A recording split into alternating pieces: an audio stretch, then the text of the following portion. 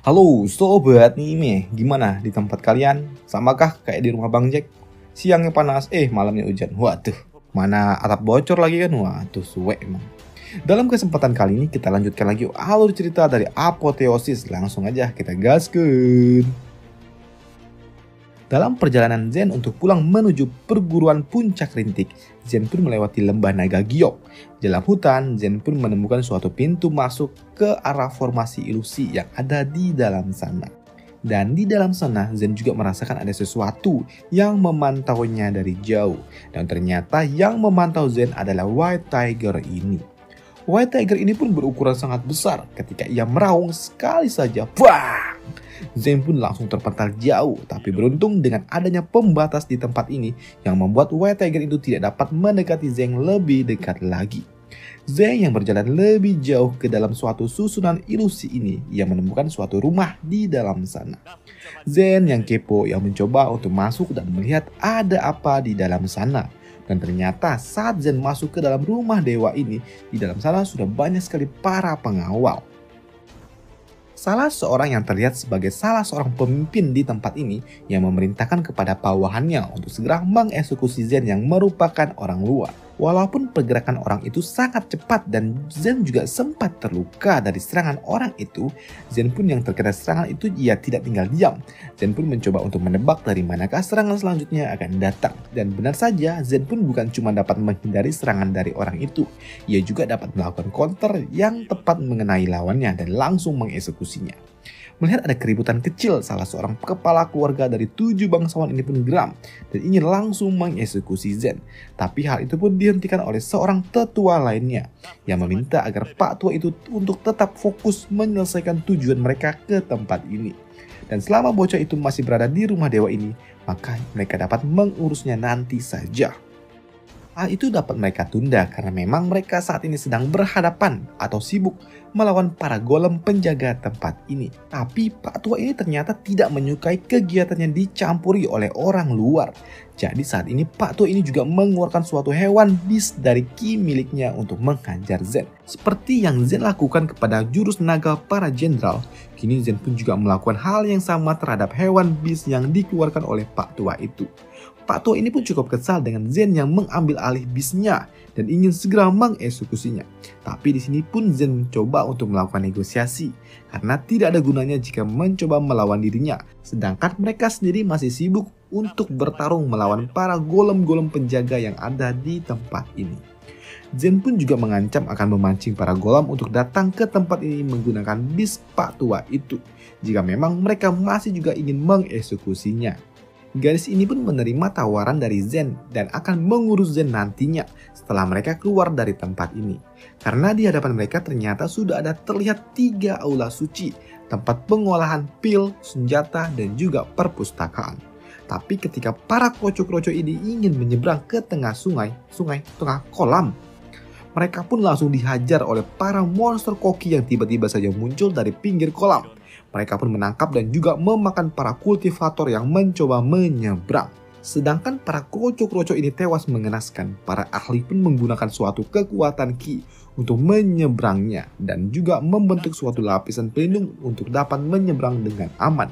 Zen yang melihat para ahli itu sepertinya sangat serius dan ingin pergi ke tempat ini, membuat Zen pun juga tidak memiliki suatu pilihan lain selain menyeberang ke tengah juga. Karena ia juga sangat kepo tentang apa tujuan para ahli datang ke tempat ini. Dan sudah pasti ada sesuatu yang menarik di tempat ini. Bukan dengan terbang atau jalan kaki, tapi Zen pun malah memanfaatkan para ikan-ikan itu untuk melompat dan menghindari satu demi satu hingga ia dapat ke tempat para ahli tua itu berada. Zen yang tiba di tempat yang sama dengan para ahli, ia melihat ada suatu susunan formasi yang menyadari sepertinya ia pernah melihat susunan itu. Seorang tetua pun yang tidak tahu cara memecahkan susunan itu, ia bertanya, siapa yang dapat memecahkannya? Zen yang menawarkan diri tentu saja ia ditolak dan tidak diterima. Masa iya kan ada bocah kampret tiba-tiba datang, sok jago ya kan? Hal itu pun membuat gadis ini ingin mencoba membuka susunan itu dengan ala kadarnya. Melihat susunan itu memang terbuka, tapi ada sedikit hal aneh membuat Zen pun meminta agar gadis itu menghentikan tindakannya. Zen pun di sini melihat ada suatu kejanggalan di tempat ini dan tidak seperti yang Zen lihat sebelumnya dari buku yang pernah ia baca. Zen mengatakan seharusnya di tempat ini hanya ada 4 buah patung saja, tapi kenapa di tempat ini ada 5 patung? Dan di tempat ini juga muncul suatu tulisan yang bertulisan pertarungan mematikan. Sementara Zen masih bingung dengan apa maksud tulisan ini, para master yang ada di tempat ini pun telah tahu tentang apa yang harus mereka lakukan. Mereka pun mulai menikam satu sama lainnya. Melihat itu, Zen pun juga tahu kalau ternyata mereka semua ini yang ada di tempat ini harus bertarung dengan mati-matian dan hanya akan menyisakan satu orang saja di tempat ini. Kini, para master yang ada di tempat ini, mereka pun mulai mengeluarkan teknik mereka masing-masing. Bahkan gadis yang bernama Yun ini, ia memilih untuk membantu Zen menyingkirkan para sampah-sampah di tempat ini. Karena gadis ini telah tahu ternyata para sampah-sampah ini ternyata mereka semua mengincar selangkangannya. Waduh. Dan hal itu pun benar adanya karena para kampret ini ternyata meminta agar dilayani dan dipuaskan sebelum mereka mengeksekusi gadis Yun ini. Di tempat yang kecil dan juga sangat chaos seperti ini, di mana para master sibuk bertarung satu sama lainnya, di sana juga Zen pun juga harus berhadapan dengan seorang master lainnya, dan bahkan Zen pun juga harus terluka di lengannya ketika ia terkena suatu tebasan pedang dari seorang master di tempat ini yang memang mengincar nyawanya Zen. Tapi ketika Zen ingin melakukan counter dengan cara melepaskan spiritnya, ternyata hal itu pun tidak berguna karena ternyata Pak Tua itu langsung dengan sangat cepat melindungi tubuhnya dengan menggunakan barrier yang baru saja ia bangun. Di sini juga Zen pun tahu kalau ia tidak cukup kuat untuk menghancurkan barrier itu dan juga si kampret yang ada di dalamnya. Jadi saat ini Zen pun langsung menggunakan pil nirvana yang ia miliki untuk menghancurkan barrier itu. Dan benar saja, setelah Zen memakan pil ajaib itu, tubuhnya Zen pun mengeluarkan ki yang sangat kuat dan meluap-luap, yang membuatnya dapat menghancurkan barrier itu hanya dengan sekali tinjunya saja. Dan tentu saja setelah menghancurkan barrier itu, Zen langsung mengeksekusi si kampret yang ada di dalamnya. Setelah pertarungan ini selesai, ternyata tinggallah Zen seorang diri di tempat ini, last man standing. Dan entah bagaimana nasib wanita yang membantu Zen juga tidak diketahui karena memang tidak diceritakan di komik ini. Memang aneh ya kan? Oke, lanjut. Zen sebagai last man standing di tempat ini, ia tentu saja mendapatkan suatu akses untuk mendapatkan harta karun yang ada di tempat ini. Zen yang duduk di hadapan suatu susunan formasi itu, tiba-tiba saja muncul seseorang atau makhluk, dan makhluk ini juga menyebut dirinya sebagai Afu, yang mengatakan kalau sosoknya ini hanyalah suatu boneka, tapi bukan suatu boneka sembarangan karena memang ia memiliki roh di dalamnya. Afu di sini mengatakan kalau tempat ini akan menjadi miliknya Zen.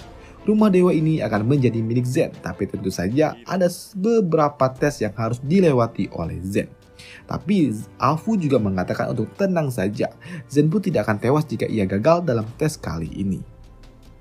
Zen yang masuk ke dalam susunan formasi yang ada di tempat ini, ia akan menjalankan beberapa tes. Dan tes pertama yaitu tes kekuatan, di mana Zen pun akan beradu kekuatan tarik tambang dengan beberapa pria berotot. Waduh. Dalam tes pertama ini tidaklah berlangsung sulit karena memang tes ini bukanlah pure mengadu kekuatan, tapi ada trik-trik tersembunyi yang harus dipecahkan selama tarik tambang itu sendiri. Dan ternyata trik ini hanyalah melakukan hentakan secara mendadak, yang membuat Zen dapat lulus tes pertama dengan sangat mudah. Walaupun ini akan sangat mustahil jika dilakukan dengan adu kekuatan, karena yang dihadapi Zen adalah 100 orang pria berotot. Waduh, ngeri kan? Waduh, oke lanjut. Untuk tes kedua, tes ini akan berhubungan dengan roh.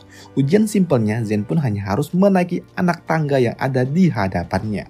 Semua pun berjalan normal hingga anak tangga ke 1000. Waduh, pegal cok. Setelah anak tangga ke 1000, Zen pun mulai merasakan sesuatu yang menusuk di kakinya yang sangat menyakitkan. Tapi hal itu pun masih dapat ia tahan. Dan di anak tangga ke 2000, di sana Zen pun mulai dapat melihat suatu tangga yang terbakar. Zen yang naik dengan polos, ia merasakan panas yang sangat luar biasa. Tapi ia pun mencoba untuk tetap tenang, kalem, dan memikirkan kalau ini semua hanyalah suatu ilusi. Dan pasti ada trik di dalamnya. Di sini Zen pun mencoba untuk tetap fokus dan perlahan-lahan ia dapat menaiki tangga itu tanpa suatu masalah. Beberapa ratus anak tangga lainnya, Zen pun mulai dapat berhalusinasi yang melihat ada sosok monster. Tapi ia pun sadar dan kembali berpikir dan tetap kembali fokus. Dan seketika Zen mulai fokus, seketika para monster itu pun langsung menghilang. Dan di tahapan anak tangga terakhir, Zen pun melihat ada sosok tubuh mayat. Zen pun tahu ini terlihat seperti pakaian yang digunakan oleh ayahnya. Tapi hanya saja wajahnya terlihat seperti tengkorak. Tengkorak itu pun juga langsung menyerang Zen dan juga menggigit tubuhnya Zen. Tapi di sini Zen pun tahu kalau ini hanyalah suatu ilusi. Dan trik ilusi yang sama tidak akan berlaku kepada dirinya. Dengan hati yang tenang, Zen pun mencoba untuk memantapkan hatinya yang membuat zombie itu pun langsung menghilang. Setelah lulus tes ini di ujian pertama, maka Zen pun resmi akan menjadi pemilik sementara rumah dewa ini. Makhluk ini juga mengatakan kepada Zen untuk dapat memiliki resmi rumah dewa ini, Zen pun harus memiliki suatu peta visualisasi surga.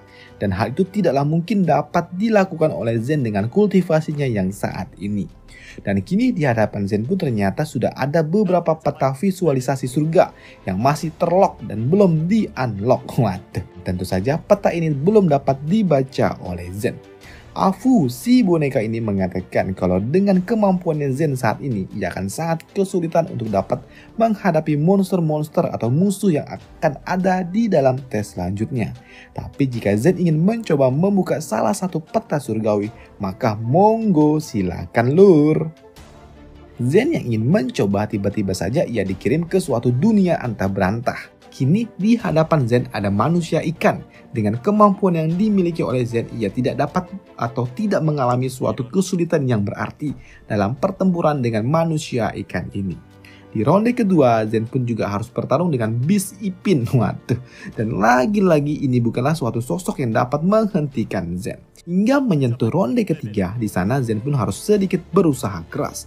Karena lawannya kali ini adalah sosok binatang buas zaman kuno. Dengan semburan yang dapat dilepaskan oleh para beast ini membuat Zen pun sedikit terluka. Tapi dengan sat, Zen pun dapat menumbangkan beast ini. Dan hingga ronde keempat, Zen pun harus menghadapi benda bulat-bulat ini. Dan benda bulat ini bukanlah benda bulat biasa, karena benda ini adalah sosok roh dari kebencian. Zen yang kekeh ingin mencoba melawan benda bulat ini, tiba-tiba benda bulat ini pun berubah like a ghost. Mereka pun terbang menyerang Zen dengan cara menembus tubuh miliknya Zen. Dan itu ternyata memberikan suatu efek sakit yang sangat luar biasa. Karena ternyata sosok roh ini tidak mengincar tubuh fisiknya Zen, tapi menyerang roh milik Zen. Di sini juga Zen pun cukup kesulitan. Ia tidak tahu harus berbuat apa dan bagaimana cara untuk melawannya. Karena ketika ia menyerang dengan menggunakan duri spirit miliknya, roh itu pun tidak berpengaruh sama sekali. Zen yang tidak tahu harus berbuat apa, ia lalu mencoba meledakkan ki naga miliknya. Dan seketika ledakan ki itu pun berhasil menghancurkan roh-roh jahat yang ada di tempat ini. Dan berakhirlah tes yang keempat di tempat ini. Dan di tes yang terakhir, Zen pun harus menghadapi sosok manusia besar ini. Melihat lawannya hanyalah sosok manusia normal, Zen pun cukup senang dan menganggap ini semua sangatlah mudah. Tapi ia pun diperingatkan untuk berhati-hati. Walaupun tubuh kesatria itu terlihat normal, tapi di dalamnya ada roh dewa yang mengendalikannya dan juga dapat berpikir dalam pertarungan. Zen yang percaya diri ia lalu melakukan inisiasi untuk menyerang. Zen pun melepaskan belati kecilnya untuk menyerang kepala lawannya. Tapi sayangnya serangan itu pun dapat dihindari dengan sangat mudah.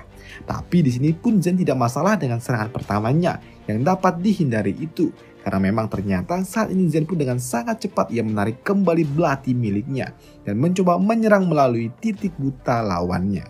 Tapi dan lagi-lagi serangan Zen pun dapat dihindari. Bahkan makhluk itu pun dapat melakukan counter dengan bergerak sangat cepat menutup jarak di antara mereka. Dan tiba-tiba BAM! Zen pun terkena serangan telak yang dilepaskan oleh makhluk itu.